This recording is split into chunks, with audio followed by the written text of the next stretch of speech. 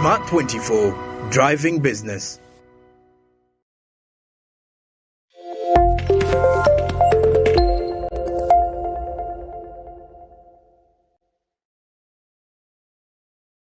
The worst place a human being can be at is a place of frustrated potential. I'll say this, there are quite lots of young innovators out there that are making very brilliant innovations with very wonderful codes that if these innovations were put out there to the public to view, they would really cause tremendous impact. But then the question is, why aren't they known? Some of these young men are getting frustrated with these innovations, spending sleepless nights coding, but their innovations never get to be known. What could be the reason? Today we examine the aspect of leadership in information technology, and this time around the leadership function. Being responsible, of course, to put together other factors to work for the good of information technology and exposure of the innovations to the required authorities and, of course, the clients that need these particular innovations. I happened to get in touch with the IT Minister of Cavendish University, and we discussed the aspect of leadership, primary leadership in IT, and this time around specifically in higher institutions of learning, or what we can call the university.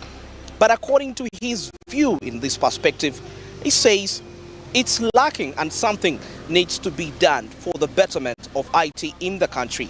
Let's review this, and of course when I return, I'm going to get joined. Of course, I'll head to Makerere University and meet a tech manager at the Innovation Village. That's Mr. Solomon Opio, as we're going to have a talk regarding the leadership function in IT in Uganda today. I'm Andrew Barije, and welcome to Smart Tech this week as we are continuing with the IT revolution, but looking at the function of leadership.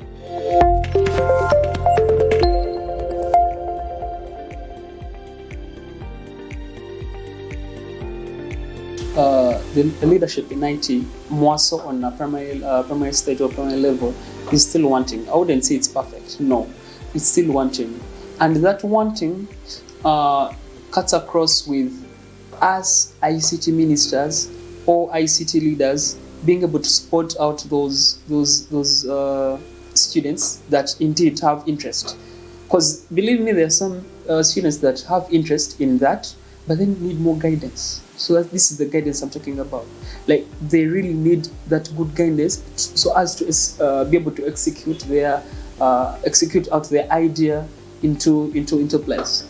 It's where I can recommend my fellow ministers or my fellow leaders in this field is them. I think they should give people, students, platform, at least they should hear out them, not just carrying on the tag. Hey, I see them. No, it doesn't work that way. But they should really spot them out. Because believe me, if these are the people that are going to create something that is really going to impact society, that is really going to cause change. So spotting them out, and also getting to give them that good hearers, that would really do. Then on the other hand, we would also have advocating for them, because I believe there are some students that already have the idea and it's well budgeted for, it's well brought out, but then need that good hand to be pushed further. That's it. So if at all a minister like me comes on board and is able to support those particular students, not in terms of finances, but at least advocating, helping them to campaign their stand with the generals. I mean the administrators. It would really turn out to be productive in the long run. Welcome back from that clip. I guess there was something which you were saying that was very key, and with me here is Mr. Opio, Solomon Opio. Is the manager technology, and that's at Innovation Village, and also the CEO Binary Garage, and of course doing quite lots of things relating to information communication technology. So we are going to discuss the aspect of the gaps, the loopholes that we have, which the ICT minister was mentioning about regarding leadership of IT in colleges, and what are those gaps and how best can we bridge them so that we see results regarding the IT sector. Mr. Opio. Happy to have you here. I know it's not the first time you're on Smart Tech, but we are so amazed by your expertise in terms of, coming out with the IT-related matters, that experience. And now we are on a journey to the IT revolution, digitization of the economy, and we see the government is borrowing money to put up these infrastructures, for the technology to blossom. 710 billion shillings. And this infrastructure needs to be used by the developers that are being groomed in the universities. So, regarding leadership, what's your take on that? How do you see it according to your experience? So thank you very much, Andrew, for having me, and also the viewers. I greet you all. So looking at leadership at the university, first let's start with a place where we have policies within the university. If something comes up new, you do not just change it at the university. Okay. So that means for you to think of changing something to what is trending or what the developers want, then you would need to have some reviews, and that might take some time. Okay. Now, that means it's going to lag. There's going to be a lag between what should be trending or what's in the field or industry, okay, and what the students are learning. Okay. So we see, so now again with that, we look at the kind of isolation that when you look at academia, when you look at the industry, and even the developers themselves. Yes. Now there's a gap where we see people in academia focused on teaching the students and having more of the theory, and we're not saying the theory is bad. The theory is good, but then there should be some blending with the practical. When you look at students at the university, they usually do internship at the end of their, if you have a semester. Yes, you have a 3-year course, you'll do it maybe at the end of your second semester. Yeah. But if we had that interaction where we have the students understand what is in the industry, what is it that people want out there. When you look at technology, it's changing every now and then. You look at those of us who have seen things to do with Google I/O, you see that every year Google has something new, yes, that they've come up with. So the academia, they concentrate on what they feel is the syllabus. Yes, the syllabus, and then the students are more of looking at they want to come, get that first class, and they're monitoring, they are monitoring their CGPA every now and then, and So, at the end of the day, in most cases, these students come out and they do not know anything. Now, that aside, one other thing that we should now know, the biggest struggle that we're having within the tech industry is, one, we have skilling happening every now and then. Okay. And people are supporting the skilling. Okay. So people are skilled, they know. You find, let's say a company, like I'll give an example of Tunga. They have developers who are based in the US, and these are the people who take in the biggest number of developers. Okay. Compared to even what we have in Uganda. Now, these guys are saying we want experienced developers, and these developers should have say 3 years of experience, 5 years of experience to be trusted to build products for these for their clients. Now, people have been skilled, but you are only experienced when you have, let's say, 3 years of experience, you've worked on some projects and all that. So we're saying, why don't we have these projects right from the university? Wow. So we look at now, if academia understood what needed to be done, I believe they do. But at times, when you look at policies, those are some of the things you cannot easily change. Yeah, definitely. Then if what we encourage the developers to do at the moment is to get out there, find a mentor, someone who can give you projects. Recently, I went and I was talking to one of the doctors in one of the universities, and I was saying what he decided to do was to pick a student who is sort of like a training. Okay. And he's going to take on that one for a period of 1 year without even paying her any money. Volunteering. Yes. So you realize that now that kind of a person understands. Okay. That's what I'm saying. The knowledge is there, but then there is still that isolation, probably because of policies. So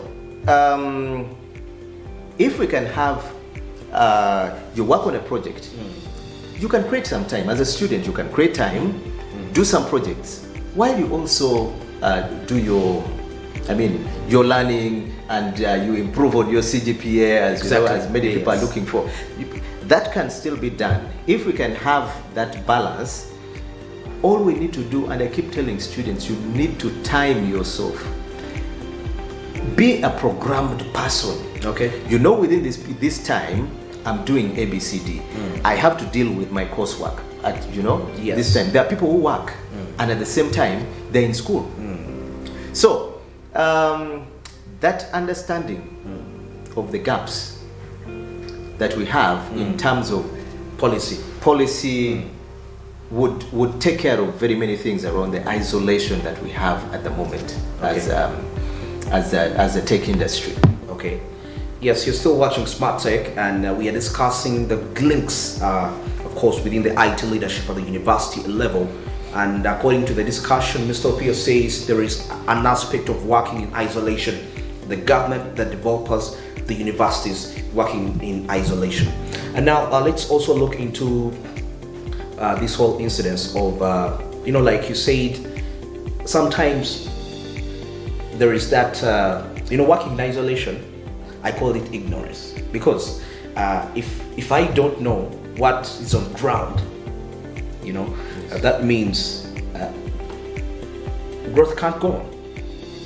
Sure. So according to we've had the gaps and the policies, but then now I want to, because we are speaking to an innovator right there who's really looking for direction. He's doing an IT course or a tech-based course. What's on ground for that person right now? Perhaps they have just joined university, year one. Speak to them regarding what's on ground and what they should do, because I know there are expectations, but what's on ground will give you the reality and give you the decision to take.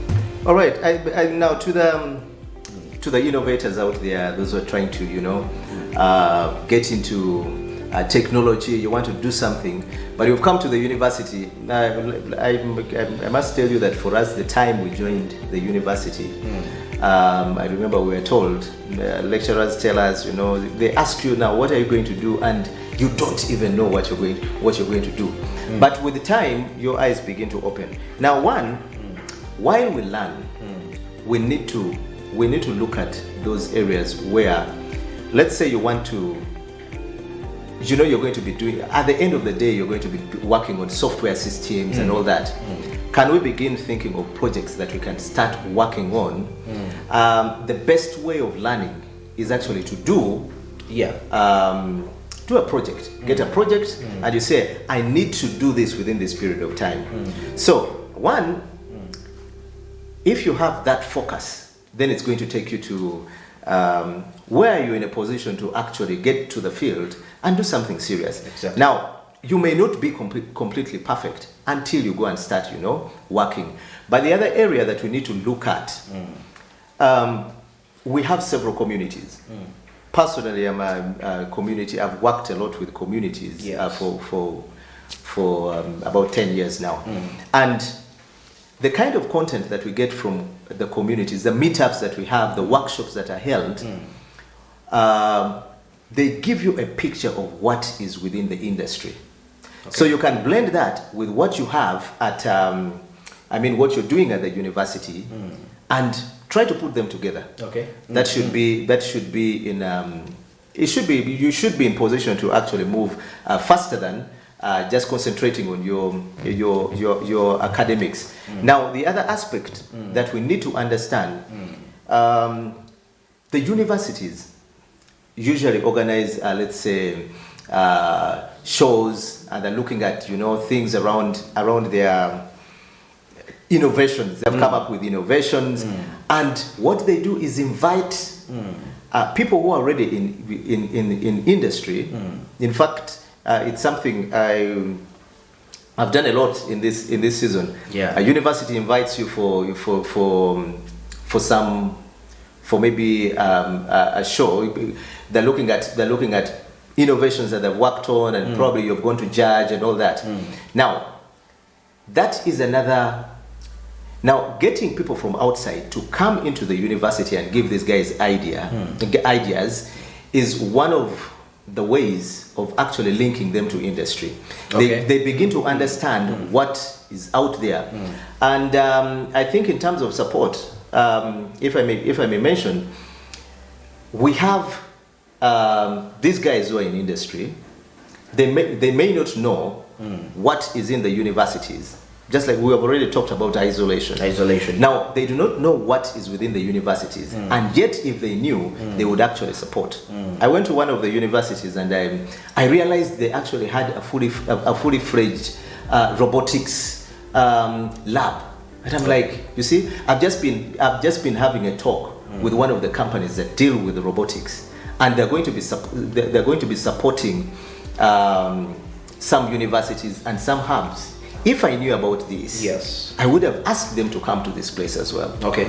So it's by going to those places, the students get to understand what is happening, how they can be supported, and then they can move to another level. Okay. Yes. Thank you so much for that. And of course, that's regarding that matter, how best to a student right there that is aspiring to be a part of the IT revolution. Mr. Opio just said, take time. Get to understand some projects, get to make yourself busy. It's not just about monitoring your CGP. Get to know what you've come into. This is a practical world. ICT is practical as compared to any other course you will ever do at the university. Okay, at this particular time, let's get into a short commercial break, and of course we shall be returning with more Tech Matters.